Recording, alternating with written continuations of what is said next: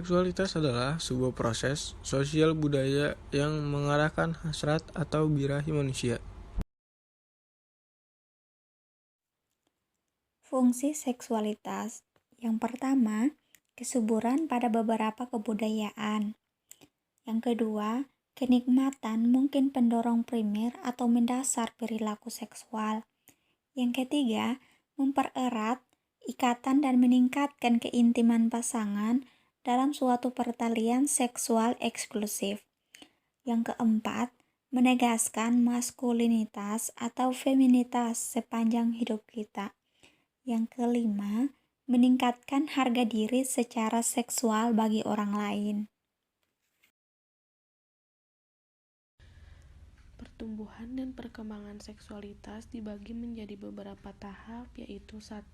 Tahap oral. Sampai mencapai umur sekitar 1-2 tahun, tingkat kepuasan seks dengan menghisap puting susu ibu, dot botol, menghisap jari tangan dengan bayi baru dapat tidur setelah disusui ibu, menghisap botol atau tidur sambil menghisap jaringnya.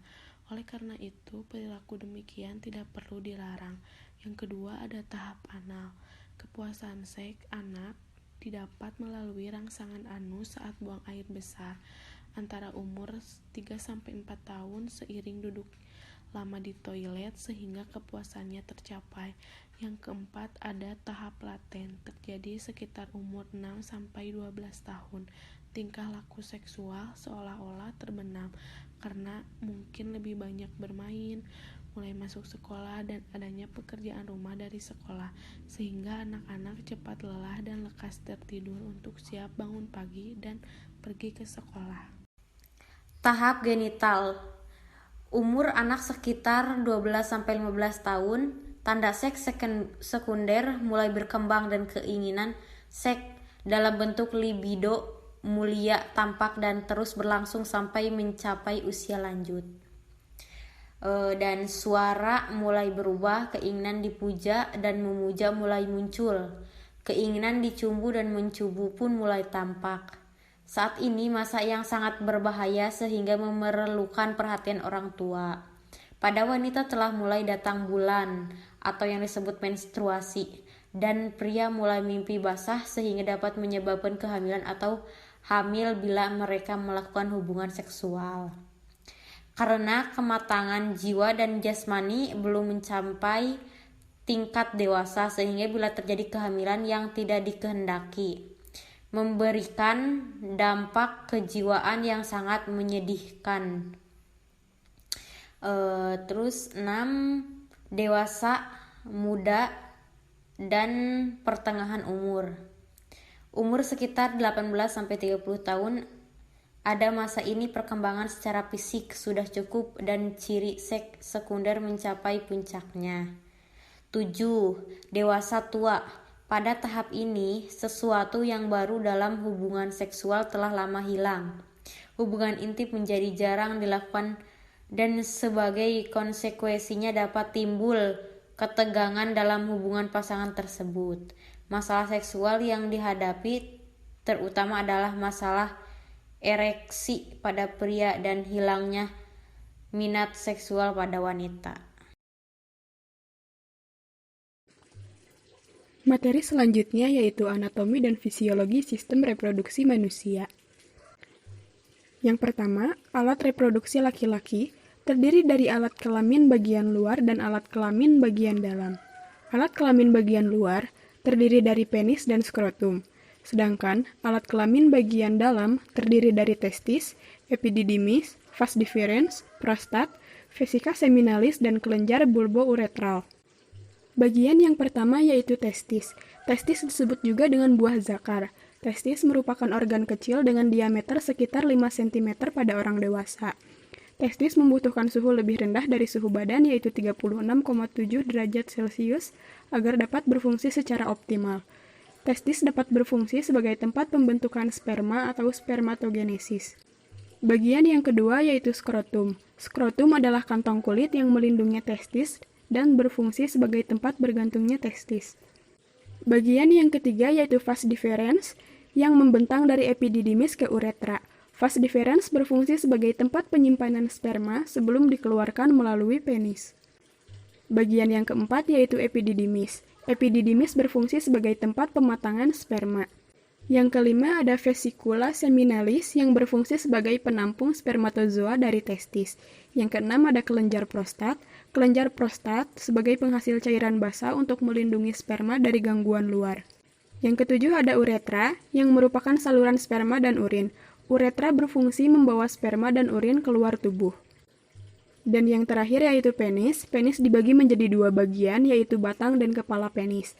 Pada bagian kepala terdiri dari kulit yang menutupinya yang disebut preputium.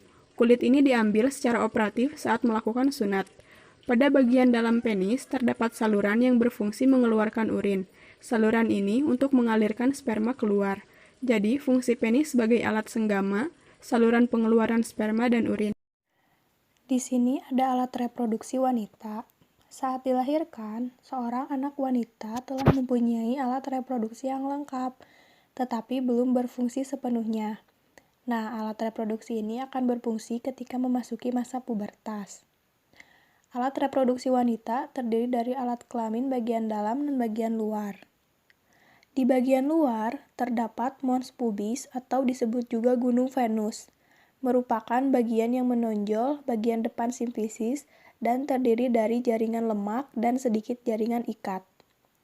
Jika sudah dewasa, tertutup oleh rambut yang bentuknya segitiga. Mons pubis berfungsi sebagai bantalan pada saat akan melakukan hubungan seksual. Lalu ada labia mayora atau bibir besar, merupakan kelanjutan dari mons pubis dan berbentuk lonjong dan agak meruncing pada ujung bawah. Kedua bibir ini berbentuk perineum, bagian luarnya tertutup rambut dan bagian dalamnya tanpa rambut.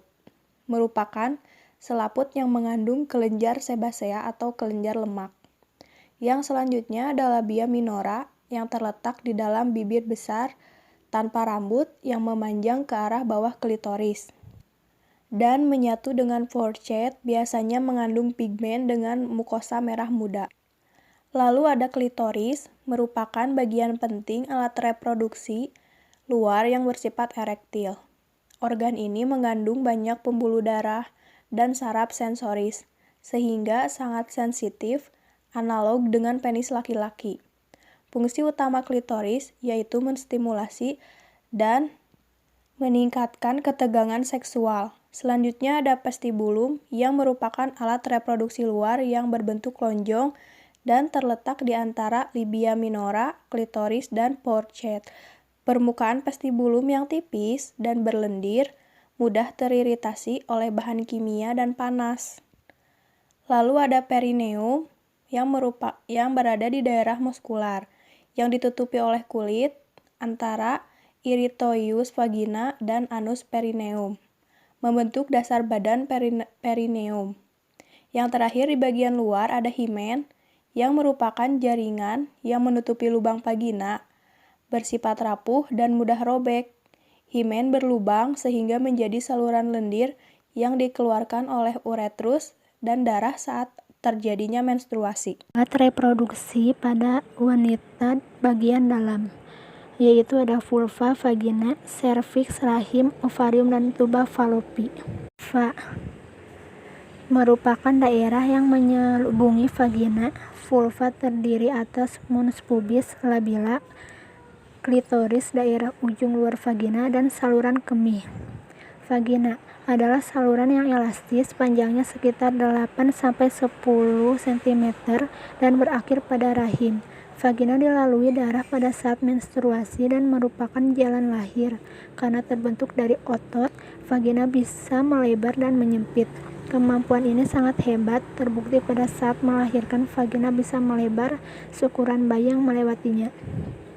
Serviks disebut juga dengan mulut rahim. Serviks ada pada bagian terdepan dari rahim dan menonjol ke dalam vagina, sehingga berhubungan dengan bagian vagina. Serviks memproduksi cairan berlendir pada sekitar waktu ovulasi. Mukus ini menjadi banyak, elastis, dan licin. Rahim disebut juga uterus. Alat ini memiliki peranan yang besar dalam reproduksi wanita. Rahim berperan besar saat menstruasi hingga melahirkan. Bentuk rahim seperti buah pir, berongga dan berotot. Ovarium menghasilkan ovum. Ovarium disebut juga dengan indung telur. Letak ovarium di sebelah kiri dan kanan rongga perut bagian bawah. Ovarium berhasil memproduksi sel telur jika wanita telah dewasa dan mengalami siklus menstruasi. Sel telur masak akan terjadi ovulasi, yaitu pelepasan sel telur dari ovarium. Ovulasi terjadi setiap 28 hari. Sel telur disebut juga dengan ovum. Selanjutnya yaitu tuba falopi, disebut juga dengan saluran telur. Saluran telur adalah sepasang saluran yang berada pada kanan dan kiri rahim sepanjang lebih 10 cm. Saluran ini menghubungkan rahim dengan ovarium melalui fimbria.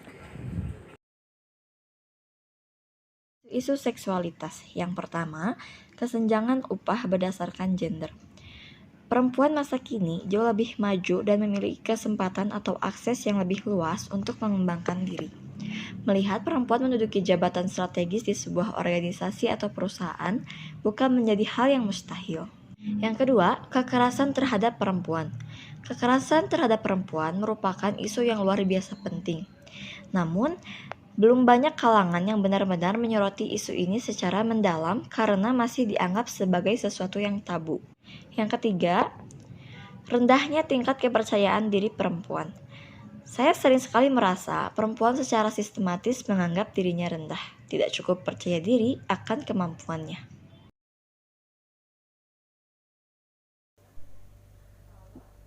Untuk di slide ini saya akan membacakan tentang dimensi seksualitas.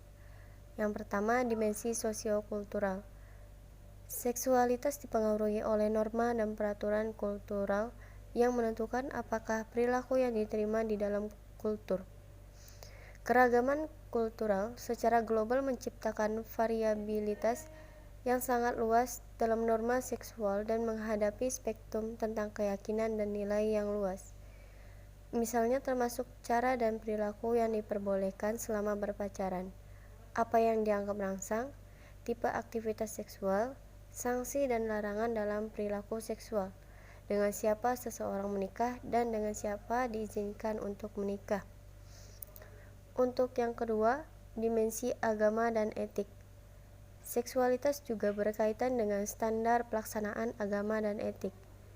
Ide tentang pelaksanaan seksual etik dan emosi yang berhubungan dengan seksualitas membentuk dasar untuk pembuatan keputusan seksual. Keputusan seksual yang melewati batas kode etik individu dapat mengakibatkan konflik internal. Yang ketiga, dimensi psikologi, yaitu apa yang sesuai dan dihargai dan dipelajari sejak dini dalam kehidupan dengan mengamati perilaku orang tua.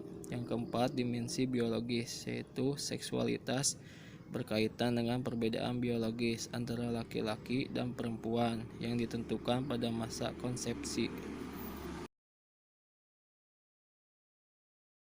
Di sini saya akan menjelaskan perkembangan psikoseksual. Perkembangan seksualitas bukan hanya perilaku pemuasan seks semata, tapi juga mencakup pembentukan nilai, sikap, perasaan, identitas, interaksi, dan perilaku.